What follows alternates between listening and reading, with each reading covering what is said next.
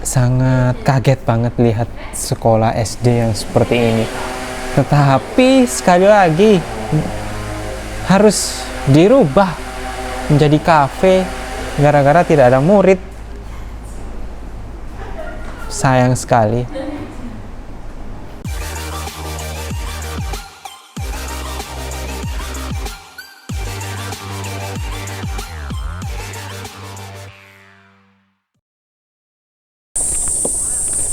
Jadi sangat disayangkan guys, sekolah yang luar biasa bagus seperti ini, tetapi siswa-siswi di sini sudah hilang.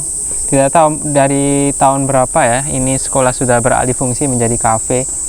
Tapi yang jelas anak-anak di daerah ini sudah pada dewasa, kemudian tidak ada penerusnya, makanya sekolahnya harus tutup. Wah, padahal ini kalau di Indonesia ini sudah menjadi SD favorit ini mungkin ya. Terus di atas sana lihat ada SD-nya itu pakai solar panel. Pokoknya luar biasa, mau tainai. Ternyata SDM itu juga mengambil peranan penting. Kenapa? Karena sebagus apapun fasilitasnya, kalau tidak ada manusianya itu percuma. Bisa kalian ini dibawa ke Indonesia? Saya ingin sekolah ini dibawa ke Indonesia. Kalau Jepang fasilitasnya oke, tetapi SDM-nya sedikit. Indonesia terbalik, tetapi saya yakin Indonesia suatu saat akan bangkit menjadi negara yang superpower menurut saya, karena SDM-nya melimpah. Kalau fasilitas itu masih bisa diperbaiki menjadi lebih baik, tapi kalau sudah SDM-nya yang sudah hilang, itu yang sulit. Gimana ya, sudah budayanya orang Jepang bekerja keras dan lain sebagainya, tidak memikirkan untuk punya anak, itu tidak ada pikiran ingin punya anak. Mungkin ada sih beberapa orang, tapi lebih banyak rata-rata orang yang tidak ingin punya keturunan di Jepang karena memang biaya hidup di sini itu mahal. Yuk kita masuk kelas guys. Jadi guys, saya lagi ada di sekolah, di dalam sekolah di Jepang. Jadi SD di Jepang itu sangat berbeda dengan di Indonesia. Di sekolah Jepang itu selalu ada yang namanya bento ya, makan siang itu disediakan di sekolah. Makanya salah satu perhatian khusus sekolah di Jepang itu adalah konsumsi anak-anak. Bagi anak-anak itu mengandung gizi atau tidak. Jadi gizi ini sangat penting sekali untuk mensupport otak ya. Makanya jadi perhatian penting di Jepang. Kemudian gaji guru di Jepang ya, gaji guru di Jepang itu sangat besar guys. Kalau kerja di Indomaret itu minimal gaji yang didapat itu per jamnya itu 100.000. Kalau satu hari kerjanya 4 jam ya berarti 400.000 per hari, dikalikan saja 20, jadi 8 juta kalau seharinya kerja cuma 4 jam di Indomaret di Jepang. Tetapi bagaimana dengan gaji guru di Jepang? Pastinya lebih banyak lagi ya kan gaji di Jepang. Makanya saya itu berharap Indonesia itu mementingkan kualitas pendidikan. Jadi generasi muda itu sangat penting untuk kemajuan suatu negara. Jadi gaji guru minimal di Indonesia 10 juta misalnya, seperti itu. Kemudian jam kerja juga ditambah sampai jam 5 sore misalnya, 8 jam. Jadi ya tidak belajar mengenai pelajaran satu hari tidak, tetapi ada jam-jam untuk bermain. Mungkin kualitas anak Indonesia itu lebih berkualitas dibanding pulang yang jam 1 siang terus kemudian pulang sampai rumah main TikTok, main HP, kan tidak memanfaatkan waktu dengan baik itu loh guys. Di Indonesia bagaimana? Guru gajinya kecil, kasihan saya dulu juga guru, tidak bisa membayangkan, tidak bisa.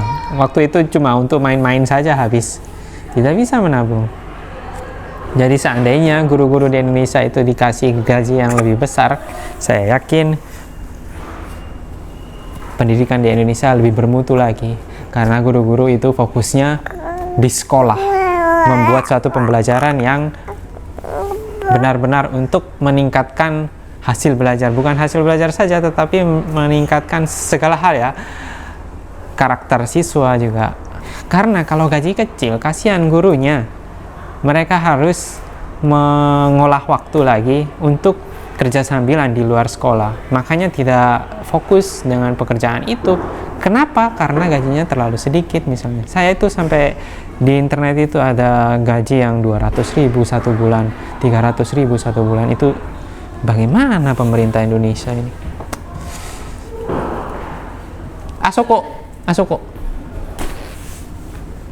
Makanya saya sangat berharap nanti kalau Presiden 2024 terpilih, tidak tahu siapa kandidatnya, saya berharap pendidikan di Indonesia ini lebih diperhatikan, dikasih anggaran yang lebih daripada sekarang. Semoga pendidikan di Indonesia itu menjadi maju dan lebih baik lagi. Nih, Riku-chan.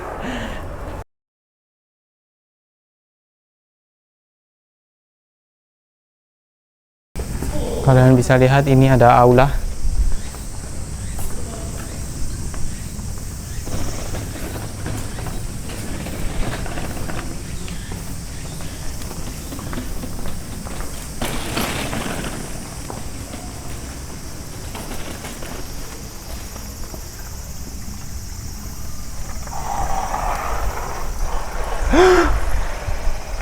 Tidak ada orangnya.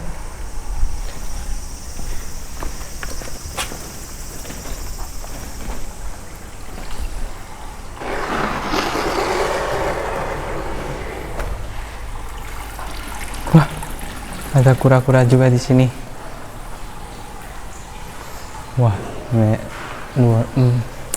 saya tidak bisa berkata apa-apa. Memang sungguh luar biasa. Ini sekolah di Jepang. Kita bisa santai-santai di sini, guys. Luar biasa memang sekolah di Jepang. Sekarang saya ada di perpustakaan. Banyak buku-buku untuk menambah pengetahuan anak di sini, guys. Luar biasa ya. Dibuat sebaik mungkin untuk anak-anak ini suka dalam membaca buku. Sangat kaget banget lihat sekolah SD yang seperti ini. Tetapi sekali lagi harus dirubah menjadi kafe gara-gara tidak ada murid. Sayang sekali. Prihatin. Jepang ini negara yang luar biasa, tetapi tidak ada yang menggunakan fasilitas itu seperti itu.